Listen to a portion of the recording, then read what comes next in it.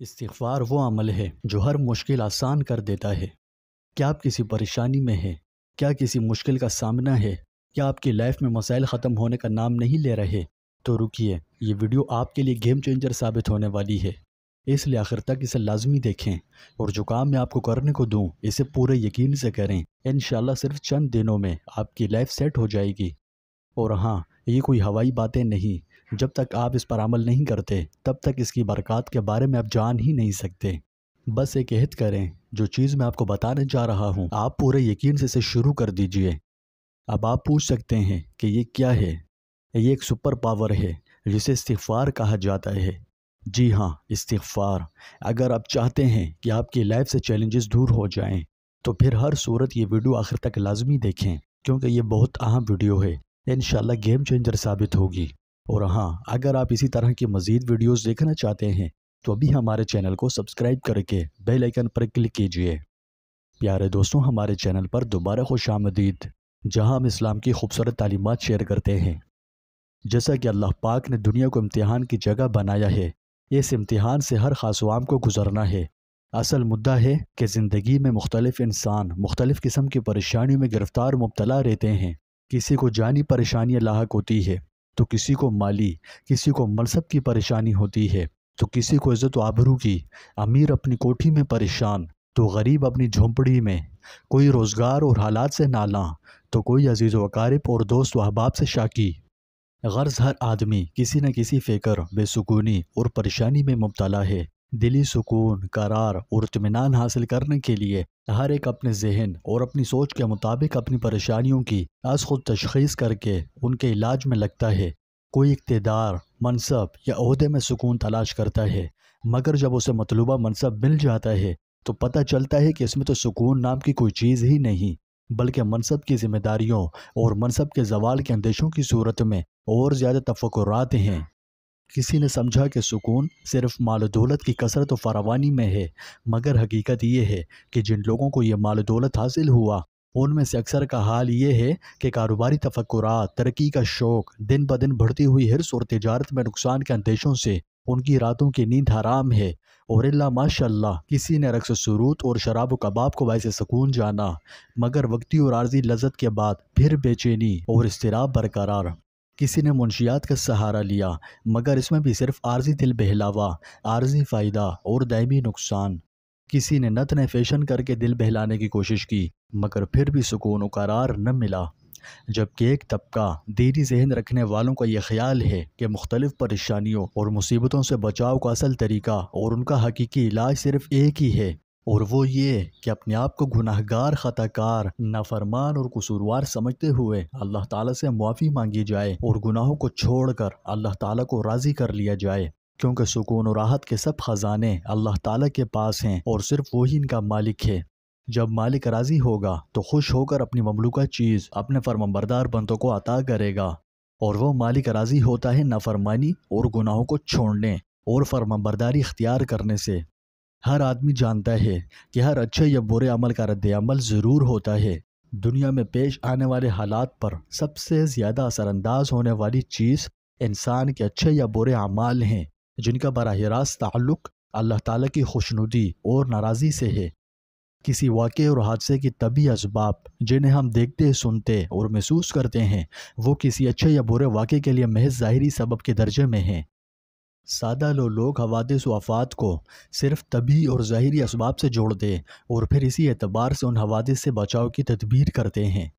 شرعی تعلیمات کی روشنی میں بحیثیت مسلمان ہمیں یہ اعتقاد رکھنا ضروری ہے کہ یہ سب کچھ اللہ تعالیٰ کے حکم اور امر سے ہوتا ہے، جس کا عقل اور حواس خمسہ کے ذریعے ادراک کرنے سے ہم قاصر ہیں۔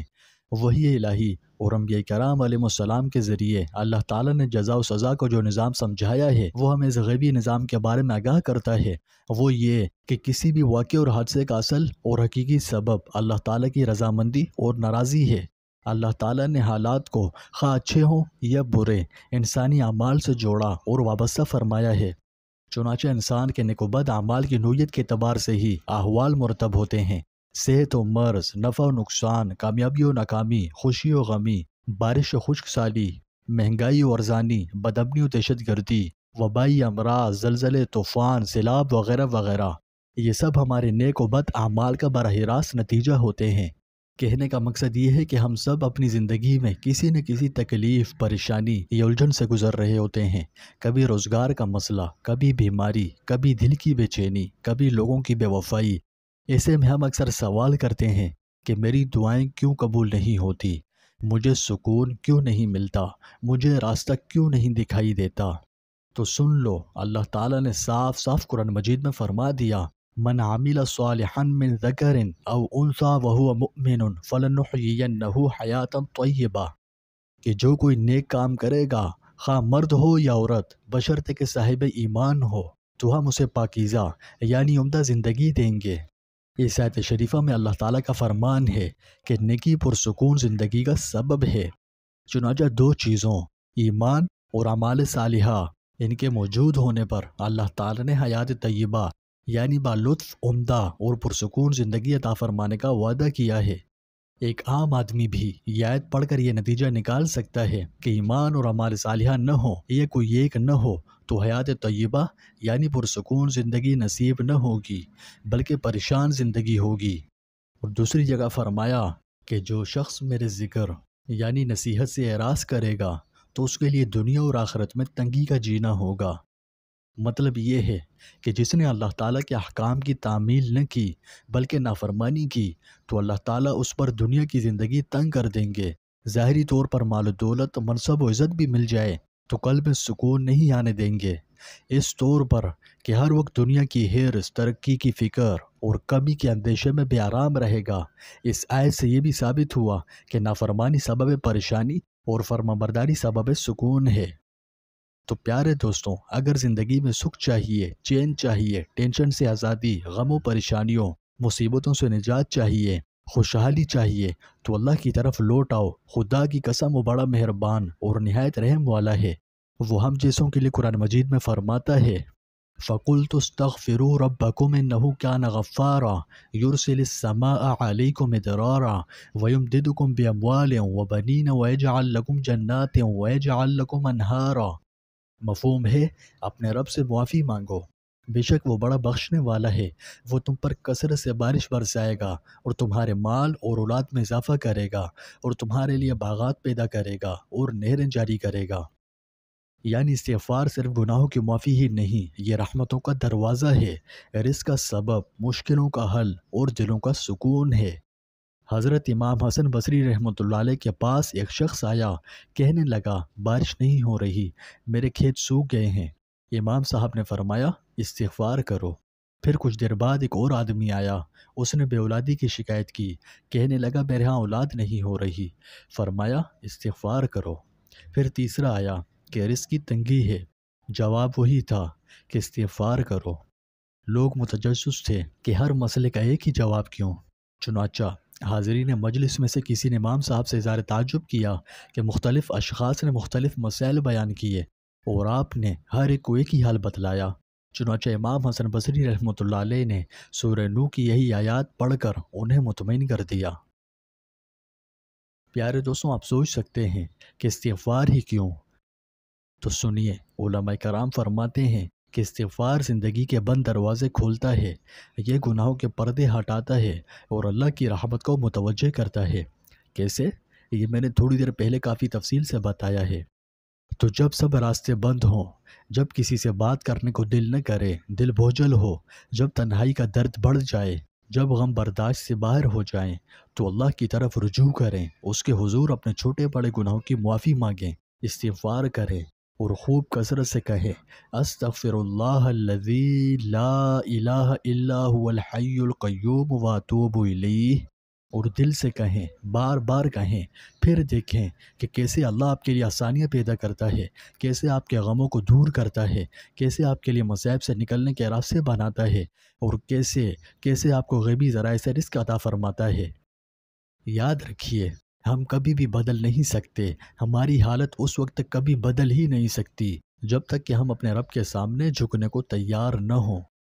اس لیے ضروری ہے کہ اپنے گناہوں پر نادم ہوں، اس سے معافی مانگیں، پھر دیکھیں آپ کی لائف کیسے سیٹ ہوتی ہے۔